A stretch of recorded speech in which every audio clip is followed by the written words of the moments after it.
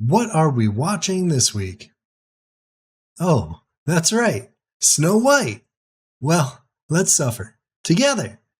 But before we begin, a moment with our antagonist, Rachel Zegler. And cheerfully together we can tidy up the place.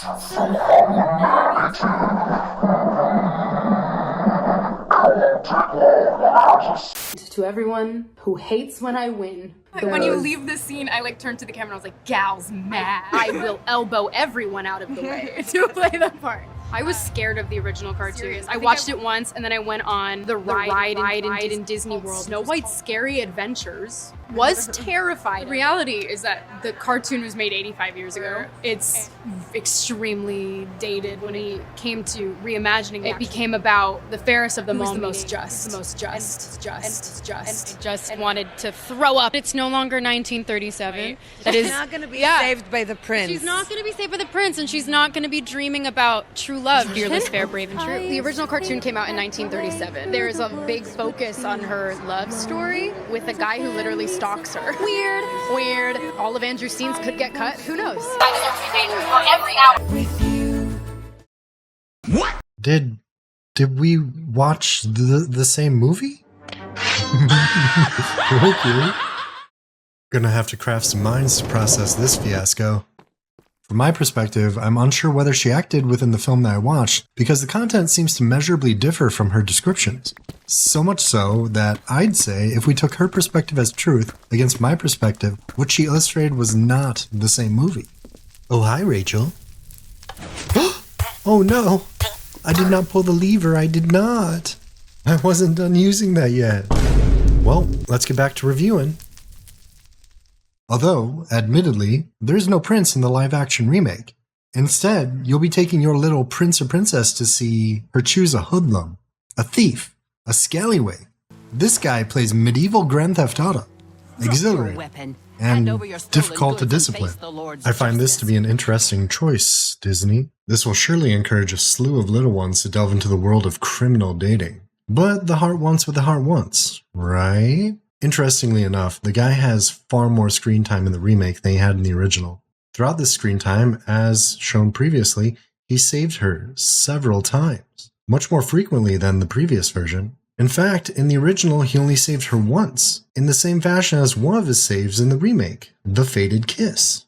Aside from that, I counted 6 times that he saved her, if you include not outing her for knowing he was in the castle. Even the master of the crossbow saved her once. As for stalking in the past version, what the prince did would rather legally qualify as trespassing, a warning at most. But if you read between the lines, he appeared, as fate would have it, during the moment she most longed for love, and he ended up being her soulmate, as implied by the antidote being true love's kiss. Oh, Rachel, is this the same movie? I'm confused. It's nearly the polar opposite of what she described. Aside from a few discrepancies, the opening, the scene organization, a slight shift in storytelling focus, the Queen's exuberant madness, and the method of her demise, it's essentially the same movie. The opening sequences were pleasurable, reflecting tones of self-discovery and foreshadowing of times to come. You swap out a 7-minute opening sequence for a 22-minute one before the attempted murder. The forest attacks them both as they flee. She befriends some animals and then finds the dwarves. The modern take on the music is pleasurable. The dwarves are vibrant and interesting. She falls in love with the thief at the center of the remake as opposed to the beginning of the original. And they swap the moment that the queen dies with the moment Snow White is awoken by true love's kiss. The biggest change isn't the writing. It's going from animated presentation to live action. The only modern twist in the story is that they took ideas that would have otherwise been inferred in the background, such as Snow White leading the kingdom after the wicked step queen passes away, and instead brought them to the foreground. It's interesting because she'd frequently flaunt the character's strength and leadership-oriented ideologies, and yet Snow White only made one decisive declaration to storm the gates throughout the entire movie. It's time. Time? Time to restore our kingdom. She was otherwise portrayed as weak, essentially rendered an observer to the events transpiring around her throughout the duration of the film, or sometimes relegated to a voice of reason. She was the focus, but the story was happening to her. She didn't even participate in the bitter end of our fair queen. Like other moments in the film, she stood there, observing, while the man in the mirror took action. I find it interesting that this quirked up Nepo baby's power is derived from her fairness. Fearless, fair, brave, and true. When a good amount of her thoughts and actions seem to be reflective of naivete, poor decision-making, whimsical ideologies, false bravado, and carelessness, sometimes it feels as though she's actively trying to cause her death. I don't know what happened to the times in which people had to earn respect, but we've left those times behind in favor of choosing these characters as our role models. Disney in particular has left the training montage behind. Oh, hello there. You look like the kind of individual who might not have liked or subscribed. Let's see how that works out for you, punk. She didn't do much of anything throughout the entire movie. I feel as though it's worth mentioning a second time that even when the evil queen was defeated, she was just standing there, watching. The quality of the cinematography is adequate for a major film. It's nothing special, what we'd expect from a typical AAA film not directed by Kubrick, Tarantino, or Wes Anderson. The writing sometimes feels rushed or otherwise confusing. I find the moment they're alerted to the encroaching soldiers to be a bit confusing. I surmise two possibilities. Least likely, most reasonable, is that the Fireflies alerted her. She's shown an incredible affinity for animal communication. Although plausible, everyone knew. I was under the impression that this power was exclusive to Snow White. Most likely, but most nonsensical, they were alerted by the soldier's French horn. The issue is that they're in a deeply wooded area. This would greatly weaken the effective range of the horn, meaning the soldier using the horn is close to the encampment. Given the size of the encampment, this is no longer a needle in a haystack situation. It would be difficult to miss, and yet they did. This is an outrage! The soldiers must be blind. Not even the fireplace was sufficient giveaway. The queen either used or shifted into a condor to locate her. But I digress. Given the angle of the sun, it's somewhere between 3 and 5 p.m., a few hours from sundown. The Prince of Thieves assumedly would have walked at least a few hours, even though this doesn't make sense because he stated that the task would take him 2 days. I'll be back in 2 days. Oh man, I'm gonna have to craft some mines while I mull this over. Let's ride, Donovan. Yeah! Why would it take 2 days? It's a wooded area. They're using a French horn. The soldiers are near the encampment. Hold on a second, I don't remember this being here. Would you like to join a cult? We have mushrooms and soup to enjoy.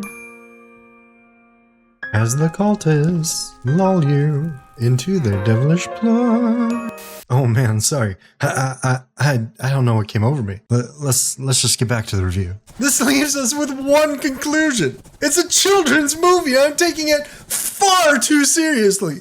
Okay, fair. Oh, let's move on. Let's continue. Oh hell yeah, Donovan, look at that spin move. Donovan always knows what to say. What a guy. What a guy. Concerning the cast, I don't believe that Rachel's a bad person. She's an incredibly gifted singer. She has the kind of voice in which, when you close your eyes and listen, you believe. You feel. It's unfortunate that she said the things that she did, and in the end I hope it doesn't permanently ruin her career, because I'd really like to see her future work. But given how caught up she is with the criticism, maybe she just isn't meant for the silver screen. I don't understand why Gal Gadot is Hollywood's current it girl. I feel that many actresses are much more talented. Possible alternative might have been Angelina Jolie. She was incredible in Maleficent. Now I don't dislike Gal Gadot, but I find everything that she has done to be incredibly bland. Maybe this is unique to my perception of her rather than a common thought resonating throughout those consuming her films. I really enjoyed the dwarves. Casting little people wouldn't have resulted in the same range of expressions these little doofses command, which made the characters incredibly fun and vibrant. I'm happy they were featured, although the voice actors should have been completely comprised of little people. It's only fair to give them jobs, but maybe the talent pool wasn't adequate for an entire body of little representatives. I don't know. No gripes here. Function best on a full night's rest, so it's back to bed I go. Hello? I'm sleepy. Yeah, we know! The prince was okay. I think he might have a solid future in the industry. The narrator has an incredible voice for children's media. In the end, the movie didn't deserve as much hate as it received. If I could remake the film, I'd replace Gal, not Rachel. Rachel did an incredible job. Admittedly, she did this to herself. Feel free to pause the video if you would like to read. These are the ratings. These are the categories and explanations of these categories. And drum roll, please. A final rating of 5.3. The movie is just like the original. Sadly, they didn't fix the mistakes of the original, which would have been great because the original is a solid movie 100 years ago. For their next Snow White remake, they need to completely rewrite the film for the modern age. And those are my thoughts. And this is a doggo, wow. I hope you enjoyed this review. Like Snow White, I guess I'm just a random observer, observing tragedies. And stay tuned for a cult of things to come. If you enjoy my work, like, comment, subscribe, and consider supporting me on Patreon. Hope to see you again. Have a good one.